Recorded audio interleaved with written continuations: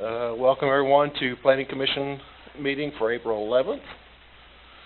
If everybody would, silence your phone, please, while you're thinking about it. And welcome to the new digs. I also want to welcome the new commissioners, Ms. Quinlan and Ms. Belden. Thank you. Welcome aboard. Mr. Garner, if you would, call the roll. Oops. Oh, sorry. Brown. Quinlan. Here. Shelby. Here. Hoffman. Here. Cook. Here. Autry. Here. Noble. Here. Belden. Here. Hoffman. Here.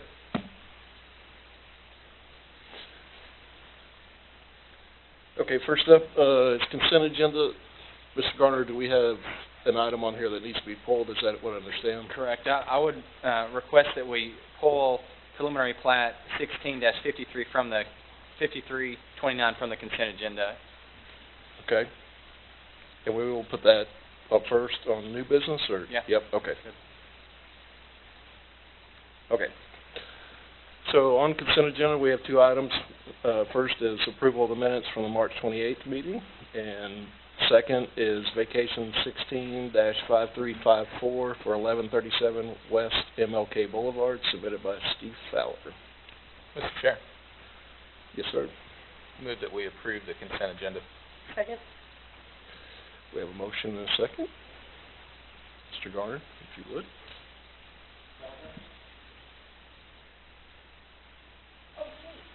Yes. Yes. Shelby. Yes. Autry. Yes. Hoskins. Yes. Quinlan. Yes. Brown. Yes. Cook. Yes. Hoffman. Yes. Motion passes. Okay, thank you. We have nothing on old business. First up on new business is preliminary plat 16-5329 for northwest of Double Springs and Celery Road, Ingalls Park, submitted by Craft and Toll. Mr. Garner, do you have the staff report? Yes. This property has 35 acres. It's located at the northeast corner of Double Springs and Cellars. It's zoned RSF2.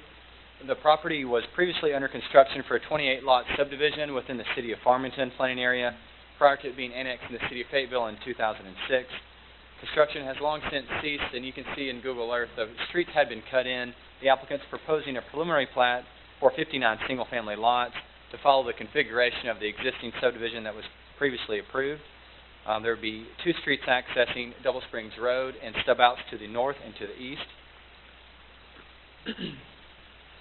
The Parks and Recreation Advisory Board reviewed the project and is recommending that the Planning Commission accept money in lieu of parkland dedication with the plat. The applicant is requesting two variances, one of them related to block length. Some of the blocks in this subdivision are proposed to be larger than the minimum 660 feet, and they are also requesting some variances to create some double frontage lots. There are some lots along Cellars Road that will have street frontage on both Cellars and on this interior street. And staff is recommending in favor of both of the variances. We feel like in this situation where it's a rural area that was already previously slated for development, that it is appropriate to grant the variances and have some larger blocks in this area. And we do feel like the variance for the double frontage lots is appropriate given that there is Goose Creek and a riparian corridor along that southern portion of the site. We feel like it's appropriate for those lots to access interior to the site and not have another frontage or improvements out to Sellers Road. This was discussed at subdivision committee, and we did have this on the consent agenda. There were no major issues. I did want to pull this from the consent agenda to modify condition of approval number 1A. The subdivision committee recommended that the south building setback of lots 24 through 33, which are facing Sellers Road, dedicate the building setback into a tree preservation easement. However, we determined that there's already an existing utility easement on some of those lots, so that's not really possible to dedicate. You can't have a tree preservation easement and a utility easement in the same area. So I think I would just recommend the commission add language on condition 1A, making a note that the A south building setback of lots 24 through 33 facing Sellers Road shall be dedicated in a tree preservation easement except where there is existing utility easement. I think the other conditions of approval are pretty straightforward, and I'll be happy to answer questions. Thank you. Okay, thank you. Is the applicant present? If you would step forward, state your name for the record, and add anything you want. I'm Tom Henley with Craft and Toll. This might be the first time I've ever requested something to be pulled from the consent agenda. But yeah, that's really the only issue that we have. There was just a technical aspect we didn't want to have come up at final plat. So that's really the only difference in what was determined at subdivision committee. Okay, makes sense. Thank you. Is there anyone from the public that would like to comment? Seeing none, I'll bring it back to the commission. Any comments from commissioners? Mr. Chair. Mr. Hopkins. Andrew, when we were speaking about this in the subdivision committee, of course, we didn't know that there was an easement there, but as far as the language you want changed, can we change that to language that is it's tree preservation subject to damage or removal by working within the utility easement?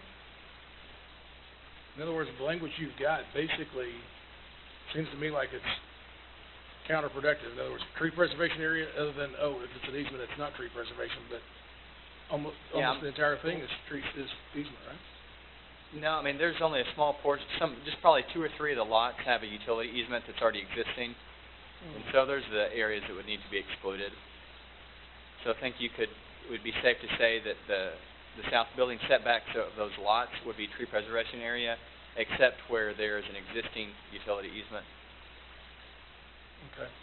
Or if you have another idea on the wording, I'm fine with, whatever you feel comfortable with. The intent was to keep that vegetation there for double-fronted lots so we don't see privacy fences along that road or what have you. And if they're required to keep that vegetation there, only subject to, if it's removed from working on the utilities or whatever, that's one thing. But if it's subject to, it's just basically an easement, I think we need to find some avenue of trying to keep that vegetation there so we don't end up with the problem that we've talked about in the past, which is why we passed the ordinance to begin with. Yeah, I think that. Where the issue came up was lots, it's the 2 middle lots, I think it's like 26 and 27. It should be on B, preliminary plat B. The lots just west of that, 27 and 28, we're going to be bringing a sewer line down and then through that existing easement, so there will be disturbance to that existing force main easement that goes along the southern property line of both 27 and 28. So we will be actually working in there, and that's the only thing that's the only work that's going to be going on in there. So we don't anticipate, and we're not going to allow. We're happy to put a note on the plat that says, no fences are allowed in that area. Because I think that was your concern, was that fences along Wayne Sellers. Mm-hmm. We can put a note or devise some note that would go on the plat that would restrict a fence being put over that easement and only have fencing north of that easement. We're happy to do that. It was just a technical aspect that we can't have a tree preservation easement in the utility easement. Right, I understand. Okay, okay, that's really my only concern. And people are going to probably put up fences regardless. We were just kind of hoping to keep that vegetation between the right-of-way of Wayne Sellers Road and the fence or what have you, so we don't drive down the road seeing the very thing we passed this ordinance for. So that's all I had. Thank you. Okay. One more thing that on 27 and 28, that's in the streamside protection zone. Mm-hmm. So I don't think they'd be allowed to put a fence in there anyway. There are, some additional restrictions there for 28, 27, 26, and 25 that are either in the creek or adjacent to the streamside protection zone that would prevent them from being able to do that. Okay. Thank you. Mr. Chair. Mr. Hoffman? Couple quick comments. Reading through here, I see it mentions that the blocks are slightly larger than our 660-foot maximum. Do we know how much larger? Approximately, just ballpark. I would say probably like 100 feet larger, so maybe Yeah. up to 800 feet or so at the most. Yeah. You know, I do think it's worth talking about. I'm not really willing to hold up this project over this necessarily, but I do just want to kind of caution against writing off these outside, these peripheral developments and saying that, well, it's okay that, they don't really need to meet that ordinance just because of the fact that they're so far out and people are going to drive anyways. This is a residential area, and there's going to be a lot of kids on the street, and I think it's important that we realize that a big reason for going with smaller block sizes is that the kind of friction that's created with automobiles going through intersections. It has a tendency to slow them down and make these types of neighborhoods a lot safer. So it's, to me, it's not just a matter of saying, well, this is out in the middle of nowhere and walkability isn't possible. There's going to be kids on the street walking, regardless of how far out in the country it is. And, an 800-foot block is, you could probably fit 3 reasonably sized blocks in that amount of space. And I think this development would have been a lot better if that had been done. But again, not really willing to hold this one up. Just wanted to point that out. Thank you, Mr. Chair. Thank you. I will say, I noticed in a letter from Crafton Toll, it shows 699 feet, 685 feet, 717 feet, so. Any other commissioners want to comment or motions?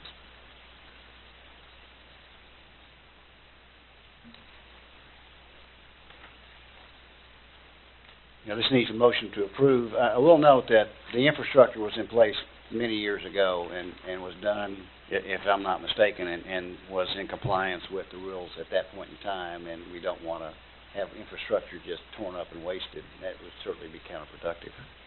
I did take that into consideration. Thank you. Mr. Chair, Yes, ma'am. I'd like to make a motion to forward this. Okay. Do we approve this or forward this? This one's, it's approved. Approval, yes. Approve this. So, Yeah. start off with- We have a motion from Ms. Selby. Is there a second? Second. We have a second. From Mr. Autry? Mr. Garner? Belvin, Yes. Noble, Yes. Selby, Autry, Yes. Hoskins, Yes. Quinlan, Yes. Brown, Yes. Cook, Yes. Hoffman. Yes. Motion passes. Okay, thank you. Next up on new business is conditional use permit 16-5378. I hope I have the right agenda in front of me. I do, okay. Submitted by Roush Coleman for property at 1291 South Springfield Drive. Mr. Kurth? Good evening, Commissioners. My name is Jonathan Kurth. For those of you who have not met, I'm the new senior planner on staff. The property in question is on the west side of Springfield Drive, 1 lot north of West Alberta Street.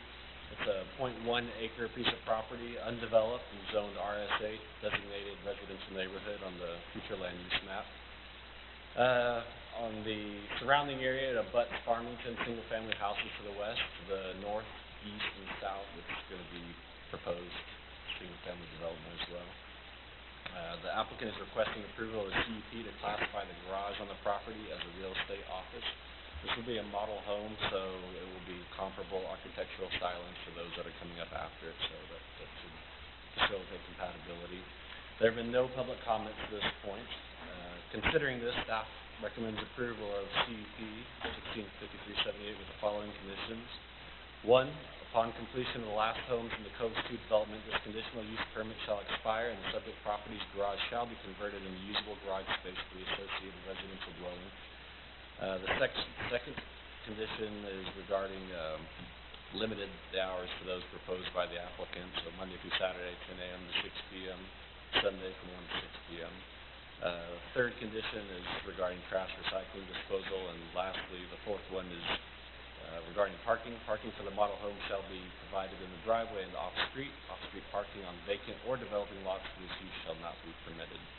And with that, I'll be happy to field any questions you have. Thank you. Thank you. Is the applicant present for this item? If you would come forward and state your name for the record and add anything you want. My name's Amanda Licata. Basically, this is a very similar setup to how we typically operate our community. So we'll put in the front that's appealing with extra landscaping, and it'll have 2 doors in the place that the garage door would normally go. At the conclusion of the project, we'll put in a normal garage door so that the property will look just like one of the other homes in the community. Okay, and you're okay with all the conditions of approval? Yes. As listed, okay, thank you. Thank you. Is there anyone from the public that wants to comment on this item? Seeing none, I'll bring it back to the commission.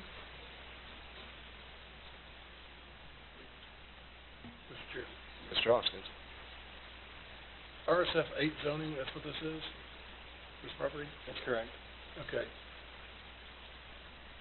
Maybe this came up in RSF 18, I'm not sure, but,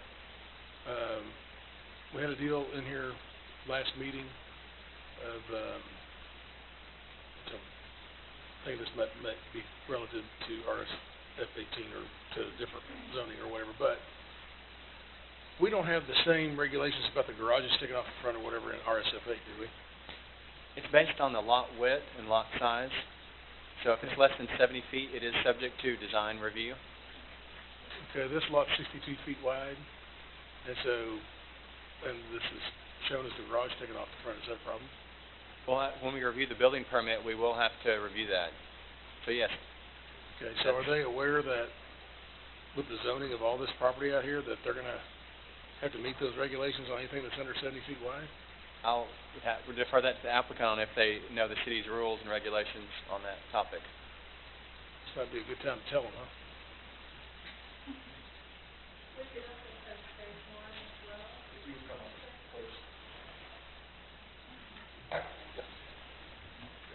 We've built in code phase 1 as well, so we are generally in compliance with all the setbacks that are shown on our plans, and haven't had any comments so far that any of our plans are in The question is, non-compliance. how long ago did you build those houses, though? We finished the last one a few months ago, Okay, maybe 2 months ago. and, so are those lots narrower than 70 feet? Yeah, some of them are. Andrew, is Some that of the them same, are is that the same zoning, RSF 8 and the codes too?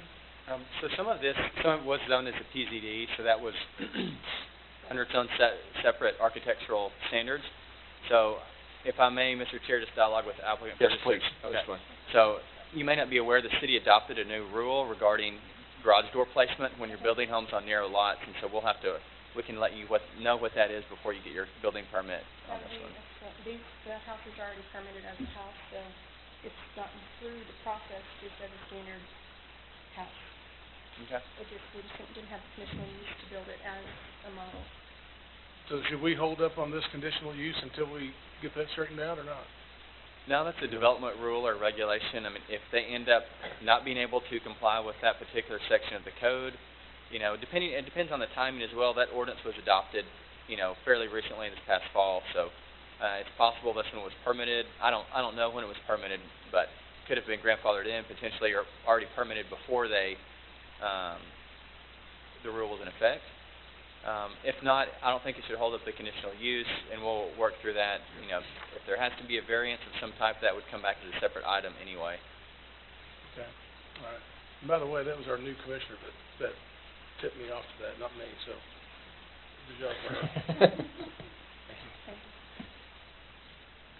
You good? Yeah. Any more comments? Any other commissioners? Can I ask a question? Absolutely. We come back up for a second, sorry. If the zoning in the area is required to put the garage not on the street frontage with a conditional use permit, still meet your needs to have an office in the garage if the garage doors don't face the street? Yes. Okay. That if That's it's, just typically our space that we turn into a sales center, just so that we don't have people walking through the finished model as far as daily traffic, you know, tearing up the house that we could sell as a family house. so the street frontage, is it more internal use, the offices themselves? Yes, it is. We Okay. usually set up 2 desks in there with some areas to show finishes for potential buyers. Thank you. Mr. Chair, Mr. Hoffman. I'm going to move that we approve CUP 16-5378 with conditions of approval 1 through 4 noted in the report. Second. Okay, we have a motion from Mr. Hoffman and a second from Mr. Hoskins. Mr. Garner, will you call the roll? Eldon, Yes. Noble, Yes. Selby, Yes. Autry, Yes. Hoskins, Yes. Quinlan, Yes. Brown, Yes. Cook, Yes. Hoffman. Yes. Motion passes. Okay, thank you. Moving on to the next item on new business, conditional use permit 16-5357 for 1251 North Leverett for Potter's House Office submitted by Sean Schwartzman. See Mr. Thompson. Thank you, Mr. Chair. Assuming you can hear me okay. I can. This property is at 1251 Leverett. That's on the corner of Leverett Avenue and Holly Street. About a 2,300 square foot home is on the property. It's been there since 1955 as a single-family residence. This parcel is about a half acre as well in that RMF 24 zoning district.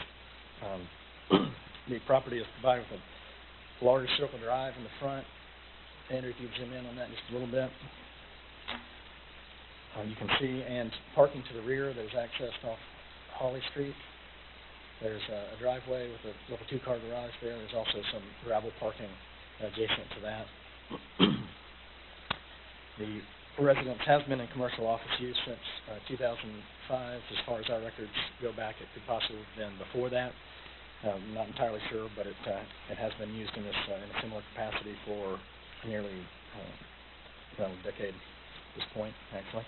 The applicant is requesting a conditional use permit that would allow them to use this as an office within the RMF 24 zoning district in order to provide administrative offices for Potter's House. This is a local nonprofit ministry that serves families and children. I'm sure the applicant can tell you more about exactly what they do if you're interested. Because this property, and if you wouldn't mind just zooming out just a tad now, this property is surrounded on the east and west by commercial or industrial, pretty high-intensity uses, multifamily to the north, as far as the eye can see, and to the south as well. And for those reasons, staff feels like it's compatible use with the conditions that we're recommending. We are recommending in favor of this, provided these conditions, and I believe the applicant is agreeable to these, that staff be limited to 6 on a regular basis with 1 weekly meeting of up to 12 employees for 2 hours. We've done this because of parking concerns. I think we do have a diagram if you'd like to see it. I think it's in your packet of what we expect parking to look like. The applicant plans to use the parking garages as storage, so we weren't counting those, but I think there's ample parking for all of their needs without those. So limited to 6 with 1 weekly meeting of up to 12 employees for 2 hours. And number 2, regular office hours of operation shall be 8 to 5 days a week. Those are our only conditions, and we do feel like this is an appropriate use of the property. If you have questions, I'll be glad to answer those. Okay, thank you, Mr. Thompson. Is the applicant present? If you would step forward, state your name for the record, and add what you like. Hi, my name is Sean Schwartzman, and I don't have a lot to add to that other than we are definitely okay with all the conditions. Okay. Any questions? Okay, great. Thank you. Is there anybody from the public that would like to comment on this item? Seeing none, I'll bring it back to the commission. Mr. Chair. Ms. Quinlan. Full question for that. Would it be possible, if our concern is parking, to not limit the number of employees that they have on site, but the number of cars that they park regularly? If employees who bike, walk, carpool, to not limit the number of employees they can have on site if the cars are a main concern. It's a fair question. Yeah, I think that's certainly, the commission could certainly do that. I think you could change that condition just to read, the maximum number of vehicles on site shall be, whatever amount you feel is appropriate. Okay, you good? Yeah. Thank you. Mr. Autry? Yes, sir. Thank you, Mr. Chair. Driving by there today, there is more adequate parking area. It's probably a good idea to limit the number since everyone may not drive. Potter House offers a good service and retail outlet for the city, I think, and if this will help them along and is giving them an administrative office, I think it'd be great. Unless there's any additional comments, I would make a motion. Mr. Chair, I would like to make a motion that conditional use 16-5357 North Leverett Avenue, Potter's House office, move forward with the 2 items of conditions approval with the maximum number of 6 cars, if that's okay with the applicant. Okay, we have a motion for Mr. Autry and a second from Ms. Selby. Is that correct? Yeah. Okay, thank you. I wasn't sure. I was looking the other way. When you say 6 cars, do you mean to change staff limited to 6, that little part of that sentence, to cars limited to 6, and still allow the weekly meeting of 12? That's correct, yes. Thanks. So if I may clarify that as well, just, so condition of approval number 1 would read, staff is limited to 6 cars with 1 weekly meeting of up to 12 employees for 2 hours. Is that how you want it to read? Yes. Okay. The applicant's still good with that? Yeah. You want to come forward, yeah? I guess my only question would be, if it's just due to cars, does there need to be any variance on the number, or maybe variance isn't the right word, on people, or is it just based on cars? If it's just based on cars, is it worth taking off the number of people? We were okay with the number of people, but it may just be kind of, may read better, work better if it's only cars. I thought that was a good point. Mr. Autry? Yeah. I think we just probably at the maximum number, allow it to be 12. And we know there may be additional people if carpooling is involved. Is that okay? Okay. So condition of approval number 1, we'll strike the word employees as well and put cars in both places. Cars, so it's, yes. Staff shall be limited to 6 cars with 1 weekly meeting of up to 12 cars for 2 hours. You might put vehicles so that trucks are allowed. Okay. Okay. Makes sense. Ms. Selby, you're good with that? Okay, all right. Absolutely. I think we're on the same page. All right. Mr. Garner, if you would. Belden? Yes. Belville? Yes. Selby? Yes. Autry? Yes. Hoskins? Yes. Quinlan? Yes. Brown? Yes. Cook? Yes. Hoffman? Yes. Motion passes. Okay, thank you. Next item is rezoning 16-5371 for 5650 East Huntsville Road for MB Properties submitted by Engineering Services. Mr. Garner? Well, let Mr. Oh, Kurt okay, present this Ms. one. Kurt. Get some practice in. The subject property is on the north side of East Huntsville Road / Highway 16 between South Deerfield Way and South Malley Wagman Road. The 2 properties total about 3.1 acres. The northern parcel is 1.4, the southern being 1.7. The northern parcel is currently zoned RSF1, whereas the southern parcel on the eastern side of that parcel is RSF4, and on the western side of that parcel is RA. The future land use of both parcels is residential neighborhood area. As you can see in the aerial, it's single-family housing to the north, south, north, east, and west, with commercial to the south. The applicant's request is to rezone the entirety of the two properties from RA, RSF1, and RSF4 to RSF4 for both parcels. The applicant indicated the rezoning is needed to bring the area into conformity with the zoning code, surrounding zoning, and local use. That said, staff recommends forwarding the request to the City Council for approval. If you have any questions, please ask. Thank you, Ms. Curtis. Is the applicant present? If you would come forward, state your name for the record, and add any other comments. Thank you, Mr. Chairman. My name is Bo Wilkins with ESI. We're in agreement with staff report, but be happy to answer questions. Okay, great. Thank you. Thanks. Is there anybody from the public that would like to comment on this item? Yes, ma'am. Please come forward. State your name for the record. Kimberly Saunders, and I live at 56 East Huntsville Road.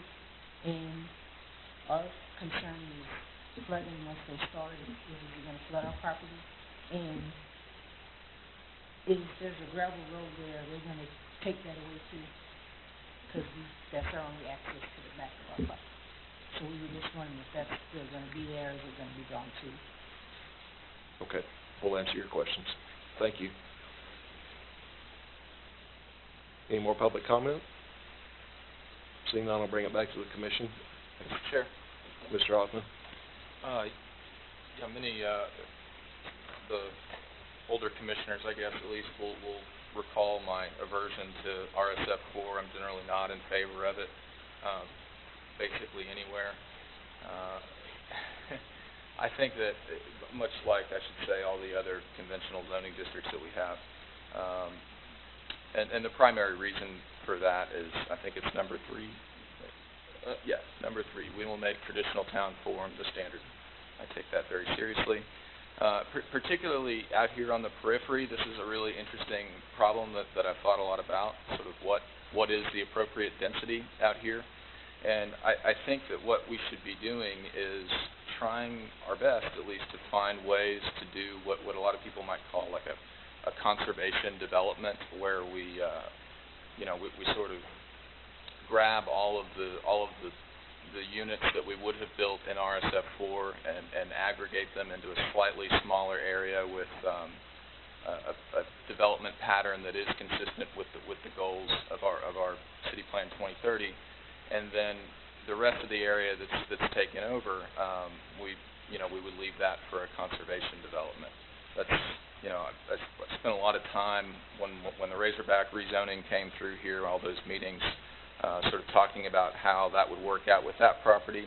I think that the way that might work with this property or any other property is we just say, okay, well, how many units is it possible to get on this property with just a flat RSF4 zoning district?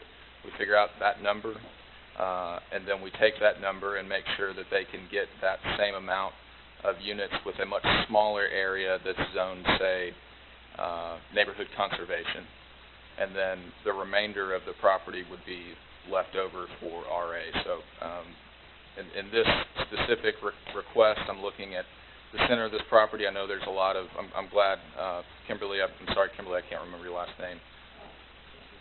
Ms. Saunders. I'm glad Ms. Saunders brought up the drainage issues. I've seen this property. I know there are a lot of drainage issues here. I feel like maybe you figure out the part of the property that has the most drainage issues. You put that in the RA, which is we don't actually have a conservation zoning, but RA, as we've discussed many times, is sort of the closest thing that we have to a conservation zoning because of the very low density that's allowed. And then again, on a smaller portion of the property, probably up by the street, where it's appropriate, you allow for a slightly, and I want to emphasize, a slightly denser development pattern that is aligned with our 2030 goals. And that way the developer gets the exact same number of units that he wanted to sell, and the city gets hopefully something that is slightly more consistent with our goals. I think I'll leave it there for the moment. Thank you. Okay. Any other comments? Well, while you're pondering that, Mr. Garner, would you answer Ms. Saunders' question about the road and the drainage issues. I think I'll probably refer to the applicant on their plans for that gravel road.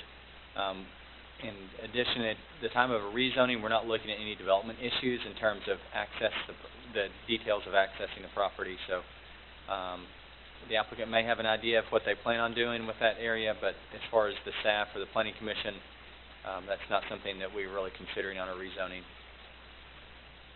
Correct. Did you hear that, Ms. Saunders? Yes, okay, all right. So we'll review all that when it comes back through development stage, but I would like to hear from the applicant, if you don't mind. I think it's a little bit up in the air on what the developer wants to do. We're understood that there may be a cottage development, which I think kind of is more in line with what you're talking about. A cottage development isn't allowed in an RSF4 by right, but it is by conditional use. So that's something that I think that they're considering, and with an RSF4 they can do that. Obviously, they'll have to go through the conditional use process. So this zoning gives them the option to do that. If that's not something that they want to do, it still gives them the ability to put more units on this to make this project work. As far as the gravel road, I think that it depends on what the applicant wants to do.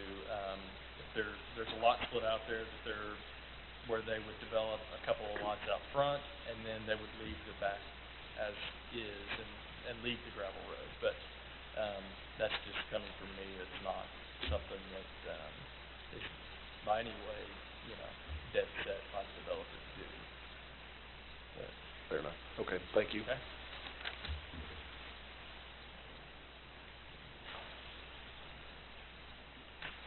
Commissioners? Mr. Brown, please. Commissioner Hoffman, I was wondering, were you suggesting that a more appropriate type of zoning in this area from a form-based standpoint would be a combination of the neighborhood conservation and the RA to protect the natural issues with the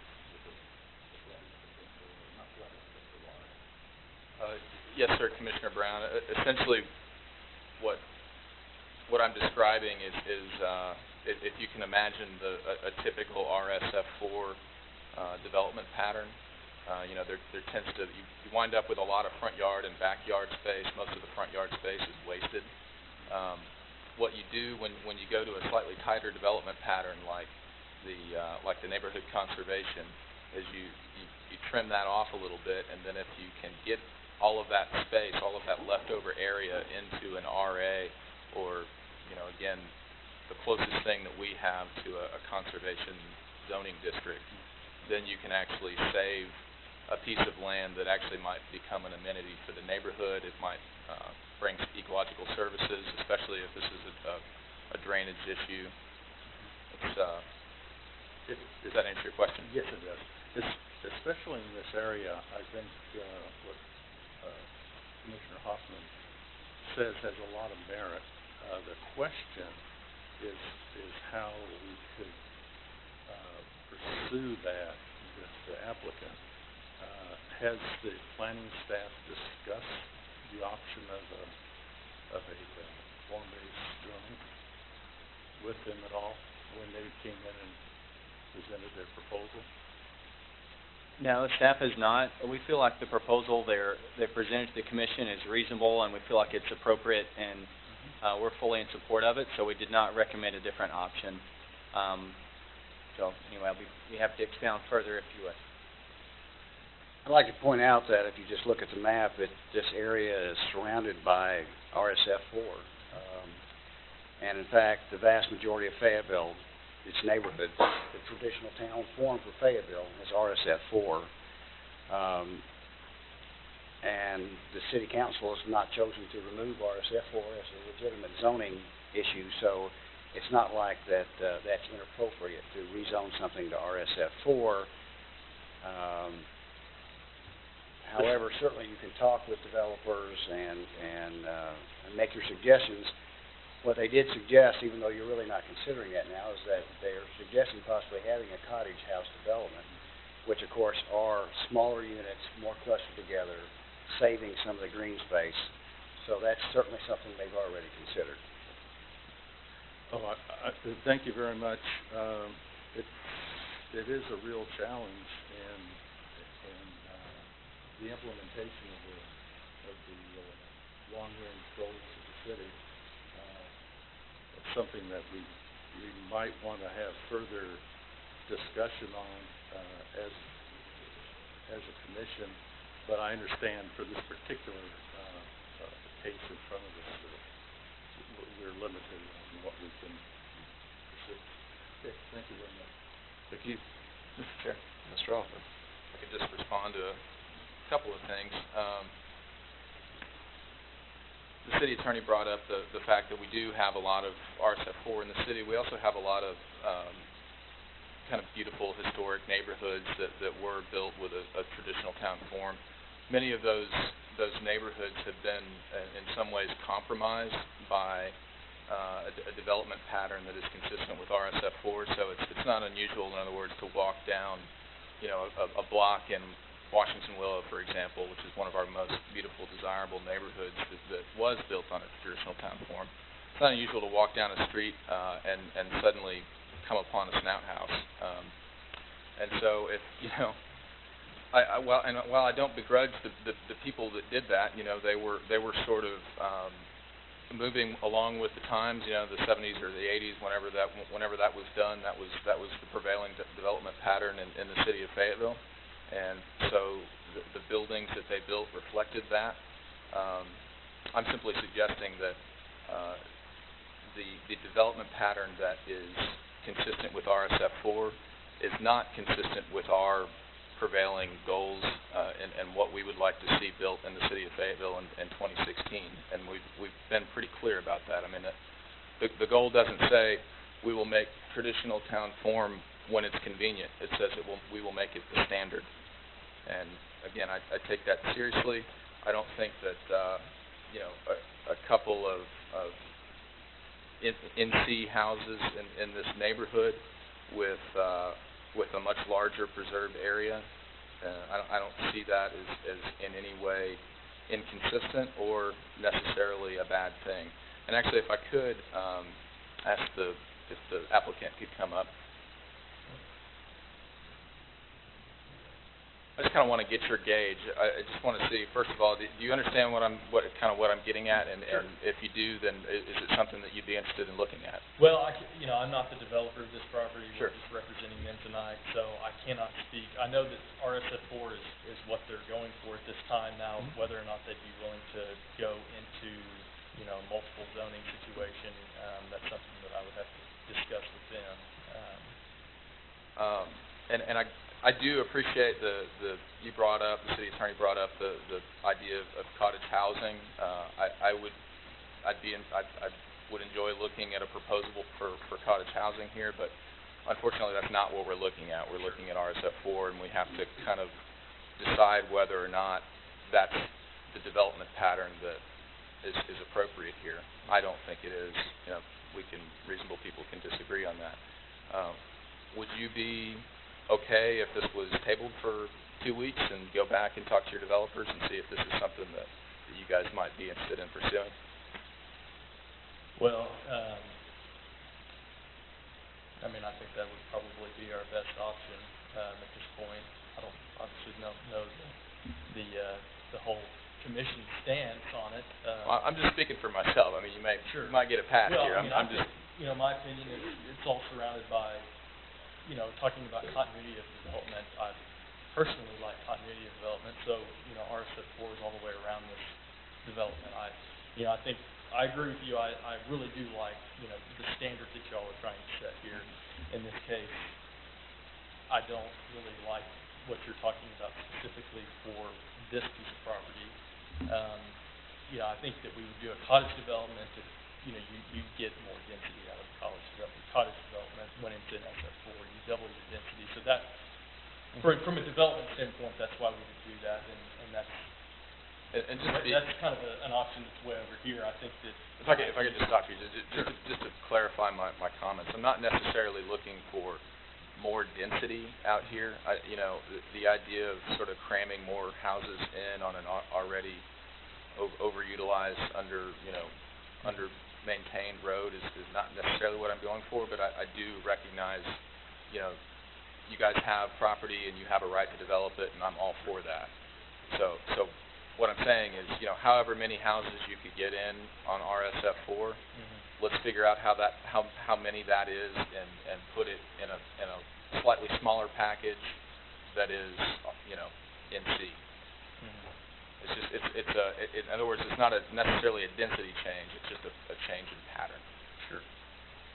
Well, I think that for now, I'd say I would prefer y'all to vote on it and go ahead and, I think this developer really would like RSF 4, and, I think that we would work with y'all on developing this RSF 4, but I think that at this time, that's the route we want to take. Okay, respect that. So, Mr. Chair, here's what I'm going to do. I suspect that there may be support for just forwarding this as is, so I'm going to move that we table it for 2 weeks and see if we can get a different proposal in here. If that fails, then I'd entertain a motion from somebody else just to pass it. So, at this time, I'll move that we table this for 2 weeks to allow the applicant to redraw the map to something that's consistent with the comments that I've made. Okay, there's a motion on the floor. Is there a second? Second. Okay, we have a second. So a motion from Mr. Hoffman, a second from Mr. Autry. Table for 2 weeks. Let me ask a question. Yes, sir. Procedure. Thank you, sir. Do we have to get the approval of the applicant to do that? You do not. Oftentimes, you ask an applicant, he's going to ask if he doesn't want it tabled, but you can still do as you please. I see. Thank you. Thank you. Can I ask another question? Yes, Ms. Quinlan. Would Mr. Owner's concerns be any different in an RSF 1 versus RSF 4? Would this zoning change have any impact whatsoever on either of those concerns in terms of density that we experienced in one or? Certainly the amount of density would have an impact on what she's discussing. Yeah, I think you want to make comment, Mr. Roger? I think you could. Were you asking about the public comment? Yes. Yes. I think you could call her back up here if you would like to answer the question. And it may actually be a city staff question in terms of whether the two zoning types are going to have a dramatic impact on the different treatment of those concerns. Not necessarily. I think the density would be the primary factor that would play into flooding, and so the access of the property and the development rules would be the same under various zoning districts. I don't think it would change depending upon whether it was RSF 1 or RSF 4. Other than under RSF 1, you really could not get hardly any more units on the property because there's not enough street frontage. Thank you. Chair. You bet. And Mr. Hoffman. And Commissioner Quinlan, I guess that was kind of the intention, is that if you leave it as an RSF 1 or zone it an RA, then you're not going to see further development of that area, so the impact would be lower. Thank you. Any more comments before we vote on this? Mr. Hoskins. Mr. Chair.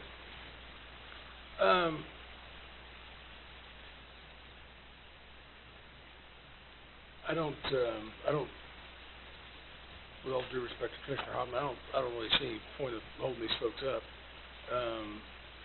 asking them to go back and redo their plan or what have you. Their representatives here, the developer's not here or what have you, but I want to make a couple of comments. Commissioner Hoffman used a very good illustration when he says the Washington Willow neighborhood, the historic district, whatever. You drive down the street, you got traditional town form that these neighborhoods were built in, and all of a sudden you happen across a snout house. And it's kind of silly looking. I agree with it. Equally so, I think it's very difficult to apply rule number 3 up there to every single piece of property in town. Would it not be as equally disturbing to see an area that's,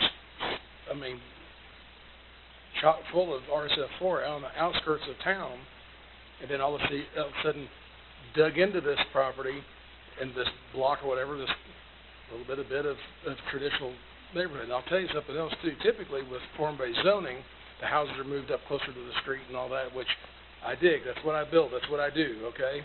However, I don't think I'd be one of those people that want to live in a house shoved up next to Huntsville Road.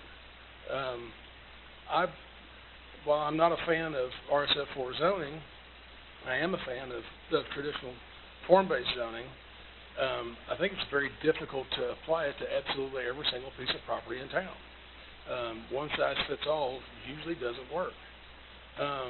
So I have no problem with RSF4 zoning, and I don't really see any point of holding these folks up. But I'll defer to the rest of you. Thanks.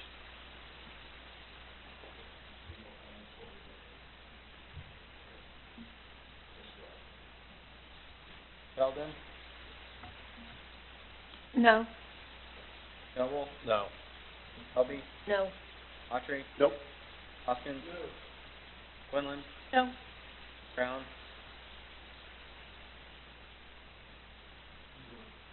This is for the table. Cook? Hoffman? Yes. Motion fails. So now we need a motion to forward it to the city council with some recommendation. I'd like to make a motion that we forward rezoning 16-5371 forward to the city council for approval with staff recommendation. Second.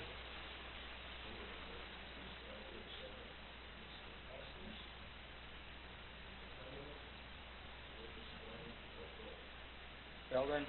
Yes. Noble? Yes. Helby? Yes. Autry? Yes. Hoskins? Yes. Quinlan? Yes. Brown? Yes. Cook? Hoffman? No. Motion passes.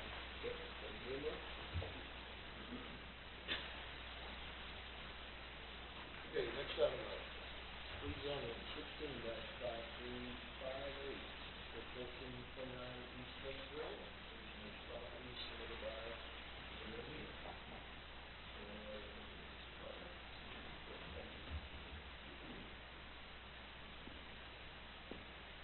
This property contains just under 2 acres. It's at the southeast corner of Huntsville Road and Curtis Avenue. The property is zoned RSF4.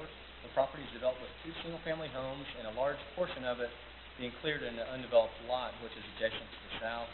The property is surrounded by a mix of uses, single-family on the north side across Huntsville Road, and to the south and east it's multifamily. There's a 3-story apartment complex to the east.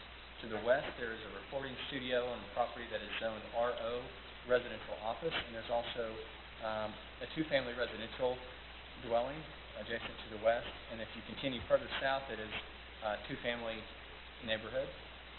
The property is designated as a residential neighborhood area on our future land use plan, and I wanted to point out what some of the designation means. Specifically, it discusses that residential neighborhood areas are primarily residential in nature. They support a variety of housing types of appropriate scale and context, including single-family, multifamily, and row houses. It also encourages traditional neighborhood development that incorporates low-intensity, non-residential uses intended to serve the surrounding neighborhood, such as retail and office, on corners and along collecting corridors. And the applicant is proposing to rezone the northern piece of the property to CS Community Services and the southern piece to RMF 24. And we feel like the proposal meets the goals of our land use plan. It's also compatible, in our opinion, with the surrounding mix of land uses. As discussed previously, the surrounding land uses do have a variety of different housing types. We feel like some non-residential services at this corner or a mix of uses would be appropriate to start to get what we're hoping for with our some of the primary goals of City Plan 2030. And with that, I'll be happy to answer any questions you may have. Thank you. Thank you. Is the applicant present for this item? If you would come forward, state your name for the record and add anything you want. My name is Aaron Niederman, and I'm here to answer any questions. Okay, great. Thank you. Is there anyone from the public that would like to speak to this item? Seeing none, I'll bring it back to the commission.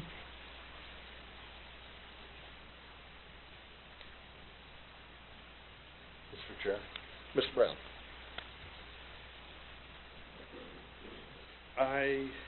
My biggest concern about this proposed rezoning is not the, RMF 24 to the south. It's the, community services,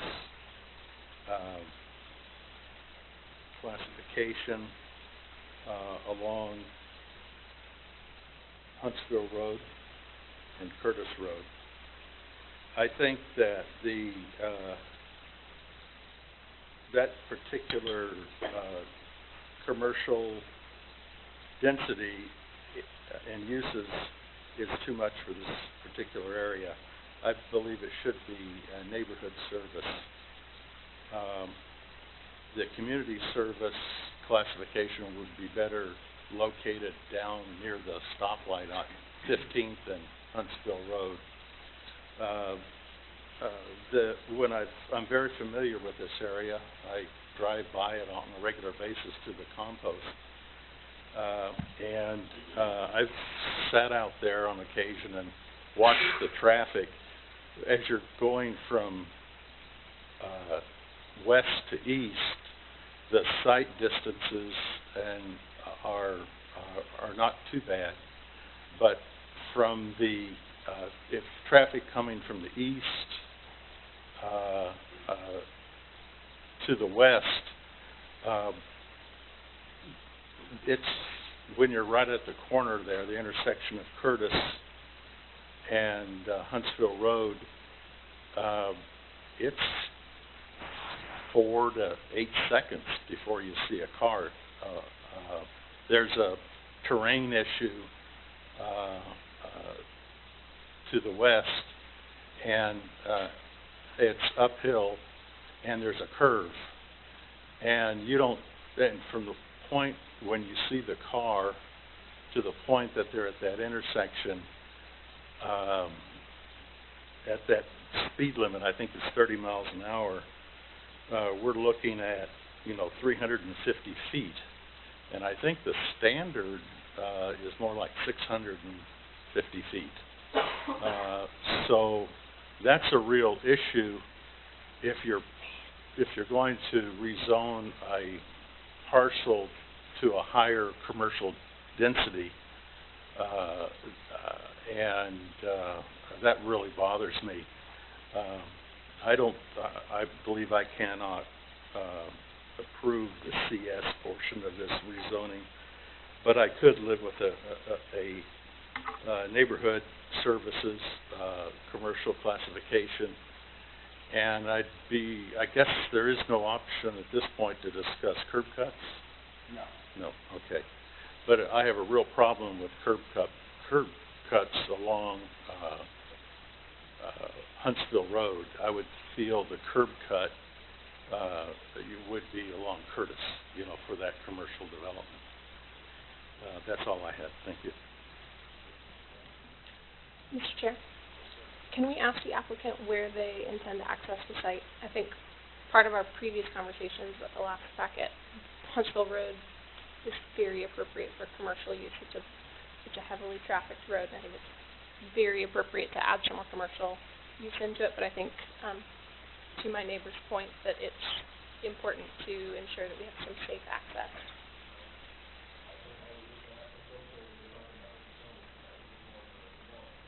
Okay.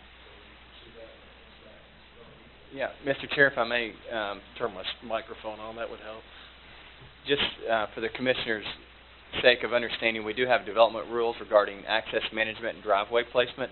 On this particular property, if the whole frontage along Huntsville were developed under our access management ordinance, they would have to access Curtis and would not be allowed to access Huntsville unless they received a variance. Because under our codes, it talks about when you have a piece of property, you have to access the lesser classification street, in this case being Curtis Avenue. And, that would be a case where they would have to come back through the commission and request curb cut as a variance, which would be reviewed at the time of development. But you also need to remember that a property owner has access easement rights to a street that they front on, and that except in a very unusual situation, we cannot deny curb cuts to an owner of land who accesses a street. That's unless we want to buy the access rights from that owner. Mr. Chair. You good? Okay. Mr. Autry? Yep. Yes, sir. I agree that community services would be along, having driven there today. I know that's a very busy road, but as Mr. Quinlan stated, I mean, it is kind of ideal setup for some commercial services, especially when you look at the plan up there, the existing neighborhood, and then to the south there, RMS 24. That could allow some commercial services, whether it be eatery or whatever it would be. And if you're looking at curb cuts here, there's more than 20 on both sides of the road. So it's not like, you know, you're going to add a huge amount, because that's not that wide of an area between Curtis and whatever this next entrance to the east is. So from what I'm seeing, this mixture of these two zoning issues would, I think, be very compatible with each other. Thank you, sir. Thank you. Chair. Mr. Altman? We had a rezoning recently here just to the west, and at the time I opposed community services and right on this same road, and in that specific situation there was a lot of single-family housing right around it. They were also proposing to put neighborhood conservation around it, which I think is what it currently is. And just in terms of a kind of transect logic, you know, like what type of use should relate to what, or what type of form should relate to another type of form in terms of this type of mixed use or commercial and that type of housing. I think that neighborhood services is a good pairing with a kind of single-family housing district like neighborhood conservation. Whereas in this case, there happens to be a lot of multifamily around. These are larger buildings, a kind of heavier footprint, if you will. And I think here that I'm going to kind of reverse myself in terms of the same street and say that I do support community services. It's a little bit, it's farther away from that core historic community to the west. It's in a multifamily area. It's on a heavier, slightly busier part of the street, and I think it's appropriate here. Thank you. Okay, thank you. I've got a question. Ms. Bellman. Just to the east of this property is a sliver of land that is the multifamily, is zoned multifamily, but it appears to be unbuildable. I mean, between that and the side the street right next to it. If you're looking at the plan with all the zoning on it that we've got in our packet, there's a slice. And I'm just curious how that comes into play. Because it looks like there's going to be a buffer between this property and the street immediately, the road immediately to the east. It doesn't look like there's enough land there to be buildable.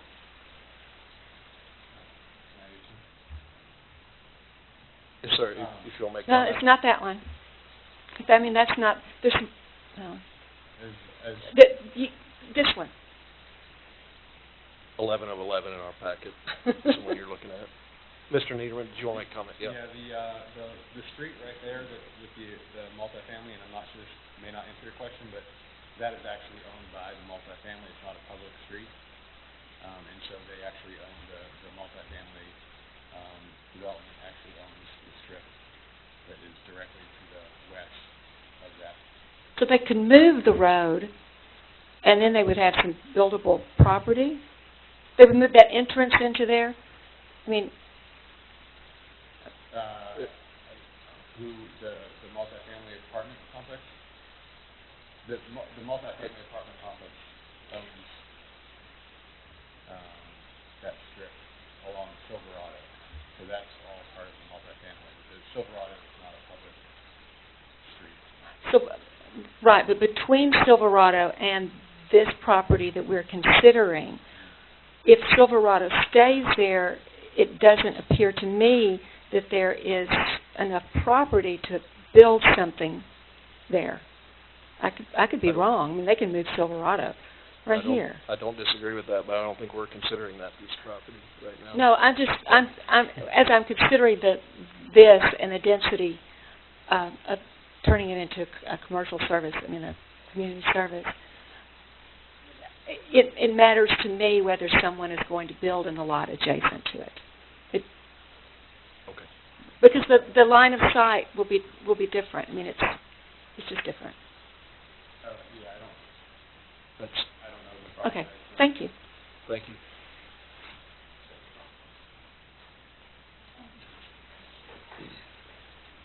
Any comments? Motions? Mr. Chair, Mr. Hoffman, I am going to make a motion here in a moment, but I thought of one more thing that I want to bring up. Okay. Another issue that we looked at on the other property just to the west down the street, we talked a lot about the fact that community services includes gas stations and drive-through restaurant, which I don't think, I still don't think is a great thing for this area, or for that matter, for a lot of these kind of budding urban communities within our town. Not because I don't think that the uses are appropriate, but because we have yet to see a single one of those establishments actually build with an urban form, which is the whole point of this zoning district. So I just want to again kind of resurrect my call for either something, a zoning district in between NS and NC, or sorry, NS and CS, or maybe we put gas stations and drive-through restaurants as a conditional use in community services. One of the two, but that's the only thing about this specific commercial in this specific area that makes me a little bit nervous. But having said that, we don't have that, so I'm going to move that we forward RZN 16-5358 to the City Council with a recommendation of approval. Second the motion. Okay, we have a motion from Mr. Hoffman and a second from Ms. Quinlan. Is there any more comment? Yes. Okay, Mr. Brown. I agree with Commissioner Hoffman that a filling station and a fast food restaurant is not appropriate here, especially due to the sightline limitations that I've identified. That's specifically why I felt that an NC would be better than that the neighborhood services would be better than commercial services. But I just want to make sure that I was clear on that point. I will be voting no. Thank you. Okay, thank you. Any more comments? Okay, Mr. Garner, if you would. Belvin? Yes. Bevel? Yes. Selby? Yes. Autry? Yes. Hoskins? Quinlan? Yes. Brown? No. Cook? Yes. Hoffman? Yes. Motion passes. Okay, thank you. Next item, rezoning 16-5360 for 930 South College Avenue, Prime Estates, submitted by the Infill Group. So, Mr. Thompson.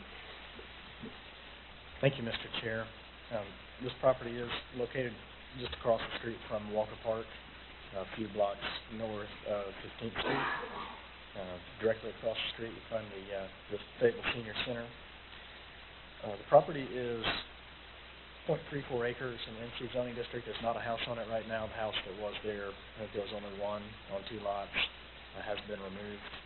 There are currently 2 platted lots on this property. They're each 50 feet wide. The request is to rezone this property from NC, Neighborhood Conservation, to RSF 18, allow 18 units per acre, where NC only allows 10. Applicant's letter indicates an intent, and this is only intent, of course, to develop 3 single-family homes on the property. Staff finds that as far as land use compatibility, the proposed zoning is generally compatible with our Walker Park neighborhood master plan, which does call for the development of a variety of housing types across different scales and price ranges. We do find that that is consistent with our with our designated area here. That plan, I believe that plan actually created the NC zoning district and then rezoned all of this property in a large area of this neighborhood into NC. As far as land use, land use plan analysis, I think I've actually swapped those in my report. I'm sorry about that. This should be our compatibility section. It is generally compatible. Single-family residences are what we find in this area. RSF 18 allows only single-family residences by right, as well as ADUs, so they could add another unit to each one of these as well. So in that sense, I find it entirely compatible. And we are recommending tonight in favor, or recommending that you recommend in favor to the City Council for this RSF 18 zoning district. Thanks. Okay, thank you. Is the applicant present? You would come forward, state your name for the record, and add anything you want. Hey, my name is Matthew Petty. I'm on the info group. I don't have anything to add to staff report. I'm here to answer any questions. Okay, thank you. Is there anybody, is there anyone here from the public that would like to comment on this item?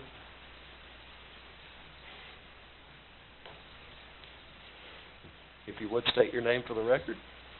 Aubrey Shepherd. Actually, I came in here to invite you all to Earth Day at World Peace Wetland Prairie on Sunday coming up afternoon. But I would point out that putting, I'm not sure how many houses will be allowed on this, if this is done to 18. We're looking at 3 houses currently. It would allow 3? Yes, sir. As neighborhood conservation?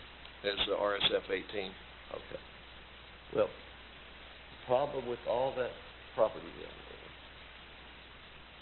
there is the fact that there's, as it was with the houses before, the water soaked in on the land.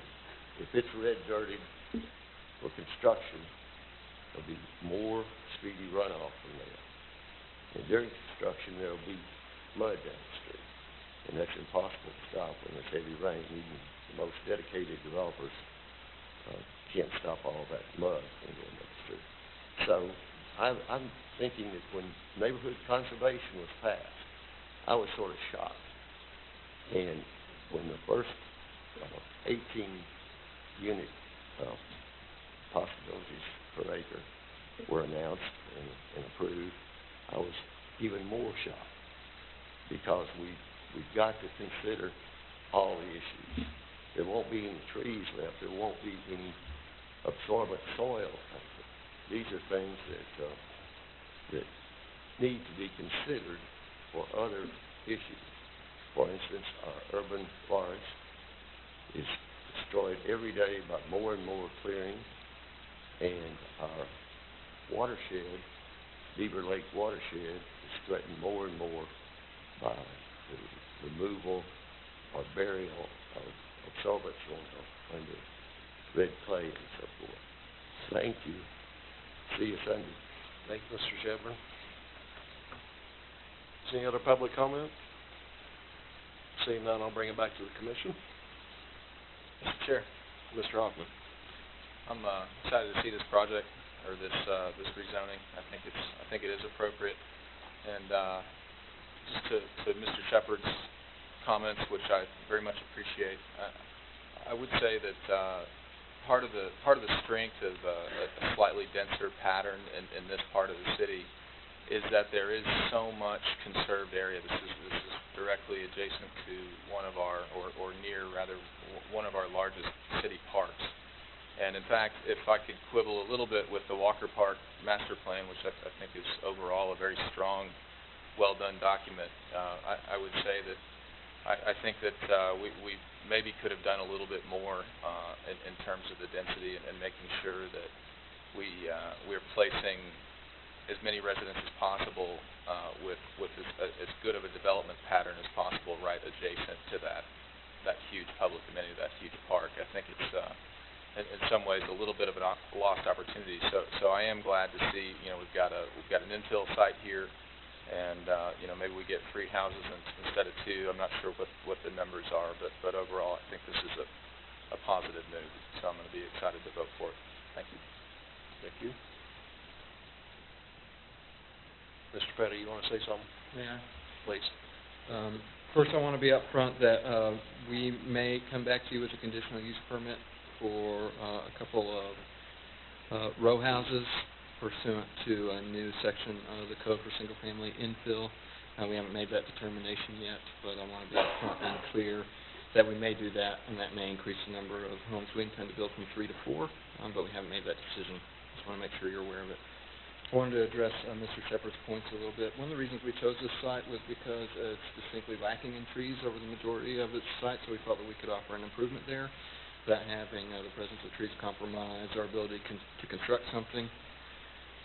Also, the only red clay we'll be bringing in will be for to bridge the existing soil for the foundation. We don't bring in red clay for anything else, and so there will only be red clay under the foundations, under the roofs of the home where it has to be impervious. We'll also make the homes probably 2 stories, so we need our square footage numbers while reducing the footprints pursuant to that red clay and drainage concern. And finally, on the drainage, our intention is to construct these homes with one shared drive so that we can minimize the impervious surface even further.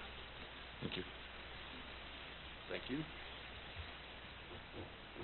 Commissioners, comments or motions or complaints or anything? Mr. Chair, Mr. Autry, this looks like a pretty straightforward and a good plan. I think it'll be a challenge. I drove in there today getting your 3 or 4, if it's row houses in there, but developers can do wonderful things. So, having said that, I would like to make a motion that rezoning 16-5360 be forwarded as a recommendation for approval. Second. Okay, we have a motion by Mr. Autry and a second by Mr. Hoffman. Any other comments? Okay. Mr. Garner? Yes. Yes. Yes. Yes? Yes. Yes. Yes. Yes. Yes. Okay, thank you. Next up, rezoning 16-5366 for the northeast corner of Gregg and Van Ash, over by CNM Business Park, submitted by McClellan Engineers. Looks like Mr. Thompson has this one. Yes, thank you, Mr. Cook. This property is on the corner of Gregg, northeast corner, I believe, Gregg and Van Ash. You may remember this. Some of you may remember this property. We did rezone this property in 2013. The property was rezoned from C1 to P1 in hopes that a private school would be developed on a lot. Something happened that has not occurred, and the applicant would like to return from P1 back to C1 zoning. The east and north boundaries of this site are in the Skull Creek Trail and Mud Creek watershed. The Razorback Greenway passes right through here, which we think is significant and relative to our recommendation tonight. Also like to point out to the applicant, just as a reminder, that this property is directly adjacent to the City of Johnson. That means that our City Council alone cannot approve this rezoning, but the City of Johnson will need to make a resolution to approve as well. Staff has received no public comment on this. The compatibility is, in our opinion, generally compatible with proposed zoning to have a commercial use out here. The west and the commercial industrial uses far to the west, undeveloped commercial properties are located to the east, as well as that city parkland, and developments, both residential and commercial, to the south. As far as land use plan analysis, our City Plan 2030, this land is dedicated as urban center area. That's our most dense and intense expectation for future land use. That would allow almost any kind of development you can imagine, from hospitals to schools to any kind of dense developments. So that City Plan 2030 is intended, in another case, to guide the city, as Mr. Hoffman's pointed out tonight, in making traditional town form our goal. And one of the ways that we achieve that is by zoning properties into form-based zones. That puts our buildings up to the street, brings parking to the back.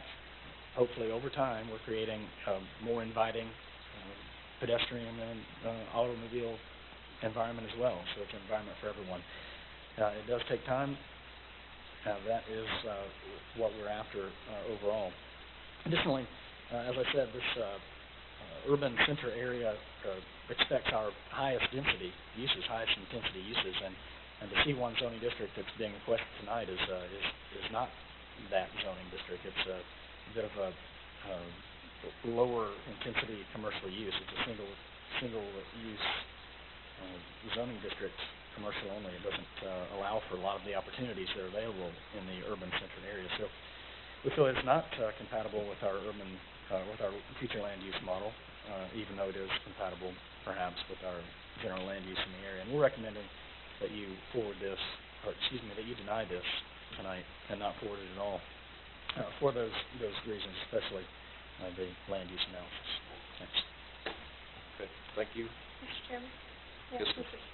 Thompson, question? Let's hear from the applicant. We'll come back to that. Is that okay? Yep. Is the applicant present? If you would state your name for the record and add anything you want. Good evening. I'm Rick McGraw with Plum Engineers, and just requesting to rezone this back to C1 what it previously was to fit in the compatibility with the surrounding zoning of the land. To the east, you have C1 all the way basically to Steel Boulevard. To the west, basically to I-49. Johnson is to the north, and to the south you have some residential and some smaller commercial uses. But the goal here is, with it being basically a blank set of land, we don't know what's going in there, so we don't really want to corner our owner into having a set designated zoning district that we don't know at this time what's going in there. So we're just simply requesting to get it zoned back to C1, what it was originally before the P1 zoning was requested, and to fall back in line with the surrounding properties in the area. And I'd be happy to answer any questions. Okay, thank you. If we have any, we'll come back to you. We're good. Is there anybody from the public like to comment on this item? Seeing none, I'll bring it back to the commission. Ms. Quinlan. May I ask what zoning type would the city recommend, city staff, for this property? I think we would be very much in favor of CS zoning here, potentially UT if that would be interesting to the applicant. But those two would be, the two zonings that we would consider, I think, that I would be able to feel good about recommending in favor of. And would both of those zoning types maintain the same amount of flexibility for future development while keeping the property more in line with the city's plans? I believe they will. Both of those zonings actually have more uses, far more uses, and higher intensity uses than would be allowed in the C1 zoning district. There's more land is available for development as well. You get fewer setbacks and larger area to put property on, put building on. Thank you. Okay, you bet. Mr. Chair. Mr. Brown. We've been looking at this area recently. The Van Ash road construction and the zoning in that area.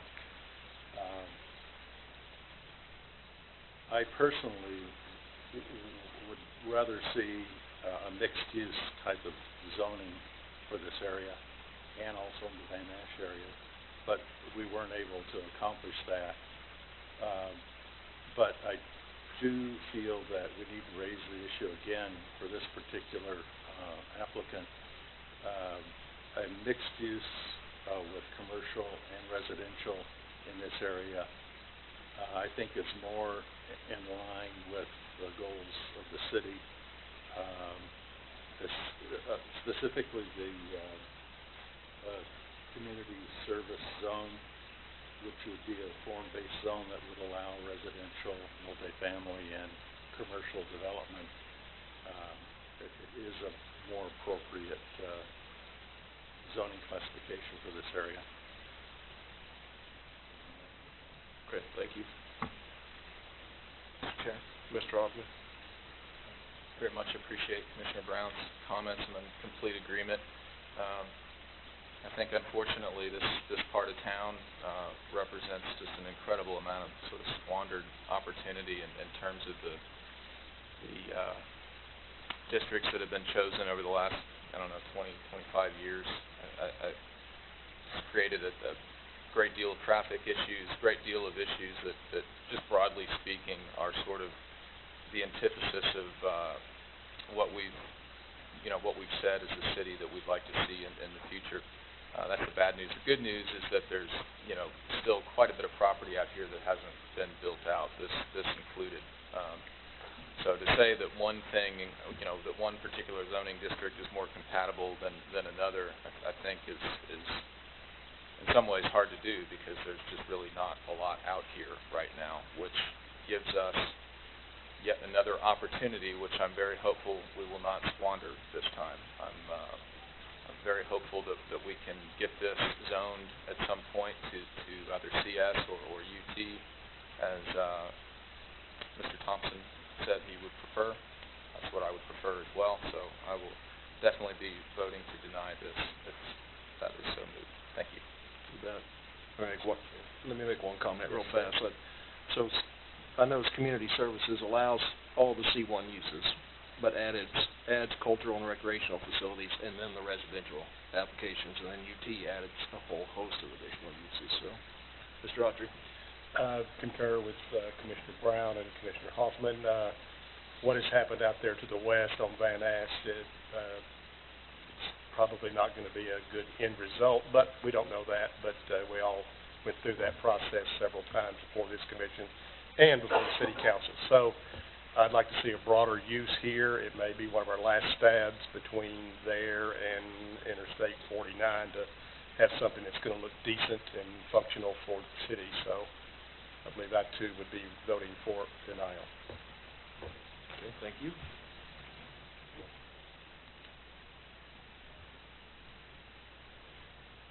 Any more comments? Motions?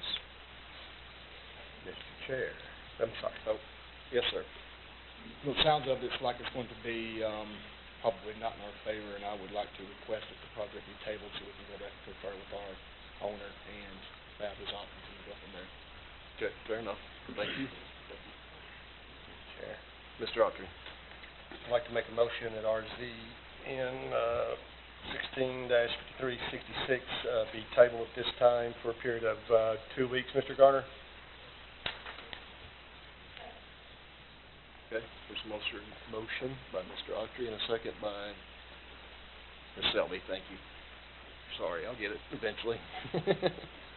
Any more comments? All right, Mr. Garner. Yes. Yes. Yes. Yes. Yes. Yes. Yes. Yes. Yes. Okay, thank you. Let's see, final item on the agenda, administrative item 16-5393, related to UDC Chapter 151.01 amendments, submitted by Alderman Petty and the City Attorney. Thank you, Chairman. Mr. Petty. I'm Alderman Matthew Petty. I submitted this ordinance because when I was reviewing our UDC in the context of our 2030 goals, this is one of the weaknesses I found. Commissioner Hoffman cited the third goal, we'll make traditional town form the standard. And I think often we're reticent to enter into any kind of debate about style, traditional architecture versus modern architecture. But I think that in many ways it's relevant to the way that we plan our community. And I don't want to enter into that debate tonight either, but it adds context to this ordinance that I'm proposing. The way our setback definition is written today, it is defined by the drift line of the building. And so what this means is that what oftentimes may be inconsequential features of a building are forced to be located interior to the setbacks, even if they have no impact whatsoever on the neighbors. For instance, the eave of a roof or a chimney or a utility chase. I think that's a mistake in our code, and that's why I propose this. Many cities, including in Northwest Arkansas, but really there are so many to count all across the country. This is fairly standard. I was surprised that we didn't define setbacks in a similar manner. Allow architectural projections, including eaves, utility chases, bay windows, etc., to protrude into the setback in a limited manner. This ordinance has been written in such a way that it would only allow eaves to encroach into a setback by 3 feet, no more than 3 feet, and they could not come within 3 feet of a property line if they have to cross a setback line. So this has no impact whatsoever on zero lot line zoning designations, but it does introduce much improved flexibility, I think, for zoning designations that have more restrictive setbacks. In particular, if someone were to propose a home that had no eaves whatsoever, typically modern roof form, whether that's a parapet wall or simply a gabled roof with no eaves, they could place the wall of that building directly on the setback line. In other words, they could maximize the buildable area of their property. However, if they wanted to provide a more traditional roof form, something that had an eave or even a true roof overhang, they would have to move the wall away from the setback line. In most cases, this isn't a problem at all because a typical lot in Fayetteville is generous enough that this doesn't cascade into other moves of other components of the site plan. However, on small infill parcels, it can become a particular problem because things like driveways or landscaped areas have specific spatial requirements. And it is often the case, I think, developers of small infill parcels are forced to make compromises that developers of a more modern aesthetic are not forced to rectify. That's why I propose this. I think it's very limited in terms that it only addresses eaves. Personally, I would be in favor of expanding this to include things like chimneys or bay windows or utility chases, architectural projections in general. Architectural projections is a vocabulary most other zoning codes across the country use when they deal with this issue.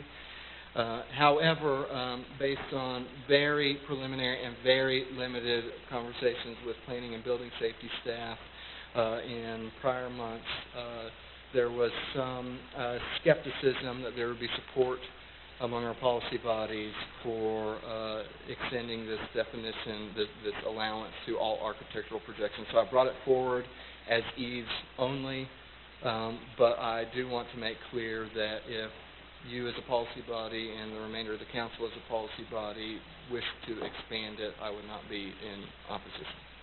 And that said, I'm here to answer any questions you might have. I drafted this with the help of the city attorney's office, and I'd like to thank you for your help. Okay, thank you. Kit, you want to make a comment too while we're at it? You're good. I did draft what Alderman Petty asked me to draft, and I will point out that an eave is kind of important sometimes to a structure because it keeps the rain off the wall, and certainly it's more ecological and more friendly because you don't have to paint as much and your walls don't deteriorate as fast. So I think eaves have a lot to be said for them, even if they do sometimes intrude. And of course, setbacks are, it only talks about really side and rear setbacks, not the right-of-way. And setbacks are to protect your neighbors. And so I guess there is a pretty good argument you can make that an eave that doesn't extend lower than 8 feet is not having very much of an adverse effect on your neighbor. And what this does is prevent someone that wants to do that to have to go to the Board of Adjustment and try to prove that there's an undue hardship if they don't get to extend 3 feet into the setback. So I do think this is a very minor change as suggested by Alderman Petty. Okay, thank you. Is there any public comment to this item? If you would state your name for the record. My name is Aaron Eierman, and as a developer of small or infill projects, I definitely feel this see the need, and I'm happy to see it, put before you. Thank you. Mr. Chair, can I ask a question? Let's finish public comment. I'll come back to you, though. Yes, ma'am. Sorry, I came in. So many places, well, Mr. Shepherd, will you state your name even Aubrey though I just said Shepherd, it? I'm Yeah. sorry. I said, no, do that one. Thank you. Get chastised by Lionel.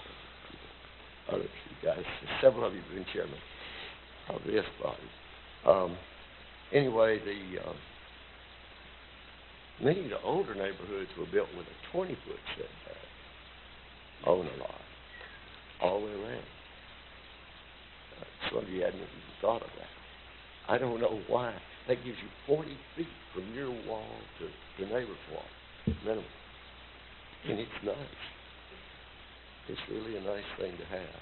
And I don't think the rich folks are going to go for these things you're talking about. But you can sell more houses if you make them bigger and closer to the lines. But again, for some of the same reasons, like, you know, the trees are taken off way before they're ready to build on things.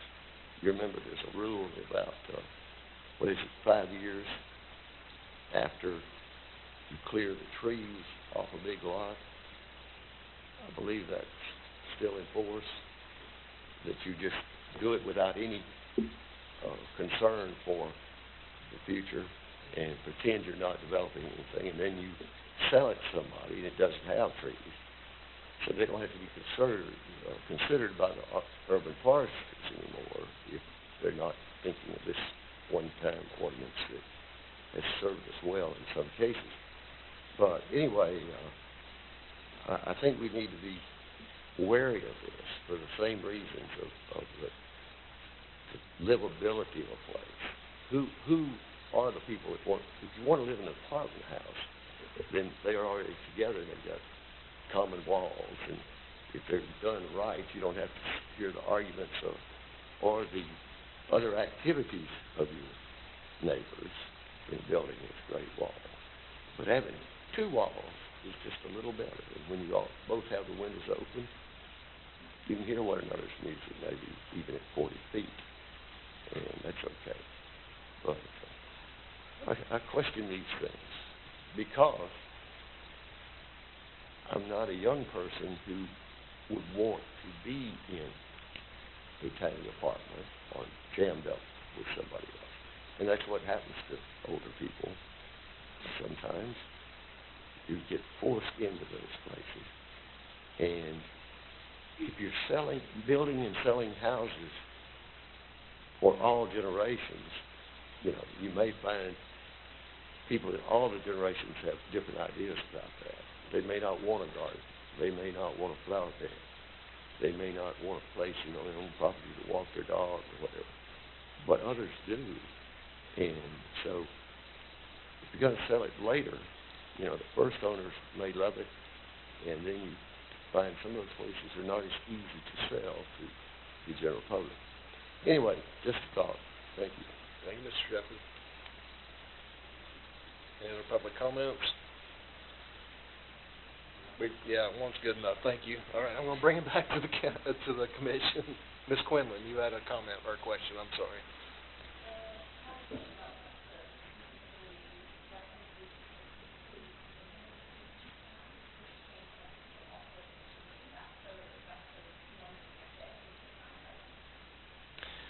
The latter, because of the language, the way the cottage housing development section has been written, it specifically references these. However, I just submitted amendments to that section as well as the city attorney this morning that address that particular issue.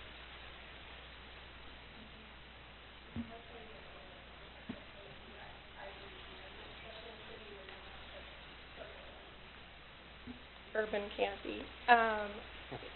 An urban canopy and a high rainfall area are difficult with gutters, so I think larger eaves that can then go into some sort of gravel swale front screens is a much more practical and livable situation, and it's easier for developers to put nice 2-foot, 3-foot eaves on a house if the setbacks are not defined by their eaves and they're not losing 3 feet of the house on each side. I'll be voting for. Mr. Chair. Mr. Hoskins? I like it. Good job. When we're designing houses, we come across this a lot, that where we're restricted, where we want 5-foot side setbacks, we actually end up with 7-foot side setbacks because it's 2 foot eve or what have you. But I agree with Alderman Petty about that this doesn't go far enough, because a lot of times in that 2-foot overhang, we'll tuck in a fireplace or we'll tuck in a bump out window or something like that is not going to have really any effect on the neighboring property whatsoever, I don't think. I mean, I'd like to see, like he said, I'd like to see it to include those architectural elements and basically change the language of this to, the primary facade, the primary wall would be set on the side setbacks or whatever. So, I mean, things like fireplaces or architectural elements or bow windows, bay windows, whatever, could also encroach in that as well, as long as it stays underneath the eave. Make sense? I'll follow. Thank you. Mr. Chair. Mr. Brown? I too would agree that I'd have to look at the exact wording, but I think that I'd be very happy to look at an expansion into other architectural elements, but I am going to vote for the change, proposed change. Thank you. Thank you. Mr. Chair, Mr. Hoffman. Yeah, I just join the chorus here. I agree with him. And I particularly because I might quibble, Mr. Petty, with your the discussion of modern versus traditional and the impacts of this. But more broadly, I do think that our current code sort of, especially on smaller lots, tends to force a choice between a sense about architectural design and an idea about pro forma or an idea about value that you're bringing to a homeowner or a home buyer in terms of the amount of square footage that's possible on these smaller lots. And I think that any time that we get those two things in opposition to each other, we tend to have problems. So I'm happy to find a way, and I think this does start to find a way to sort of rectify that situation. So that's good. I'm also in favor of, as Mr. Hoskins has mentioned, including other architectural elements. Mr. Petty, do we need to table to come up with wording on that, or what you guys? I've seen a lot of heads nodding with these comments, and if there's a general consensus among the commission that that's language that should be developed, then yes, I would ask that you table it for 2 weeks and allow me that time to work out the language with the city attorney. Okay. Well then, there may be other discussion. I'd be happy to participate, but I'll go ahead and make a motion that we table ADM 15-5393 for 2 weeks. Okay, hang on. Ms. Belvin, you had a comment? Yeah, Mr. Chair, before we table it, does setback also pertain to easements that may run through a property, so that the eave can also be closer to an easement? Or does that language need to be added to this? No, in general, easements, you can think of that as a general overlay on top of the existing parcel boundaries without regard for setbacks. Thank you, Mr. Chair.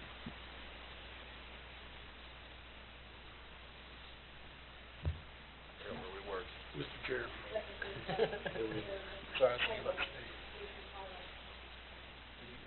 Yes, clarification,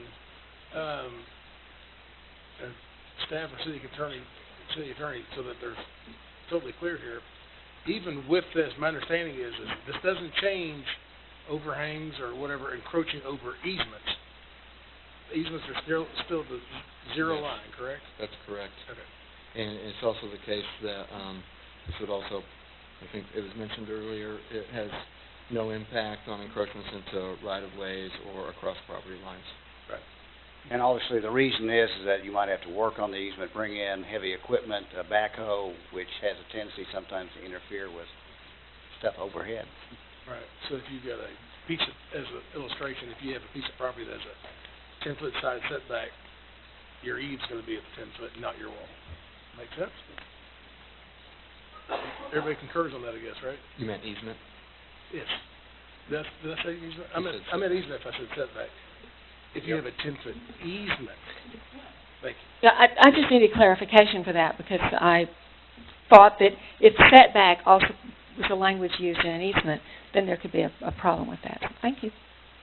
Yep, thank you. That's why I was lost for a second. I was thinking about that. Yep.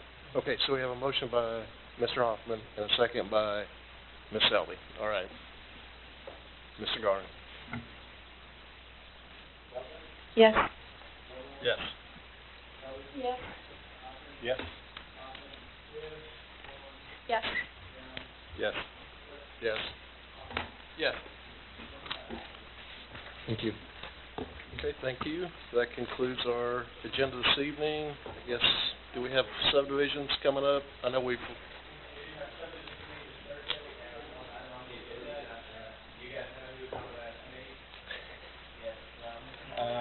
Yeah, I don't know which, Well, that's a lot of which people number is it? I don't even know.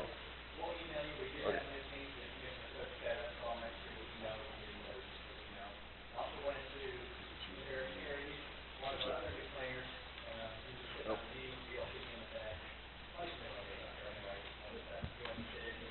They're usually much nicer to the applicants and other people, so you'll be okay in the future. Okay, all right, meeting adjourned.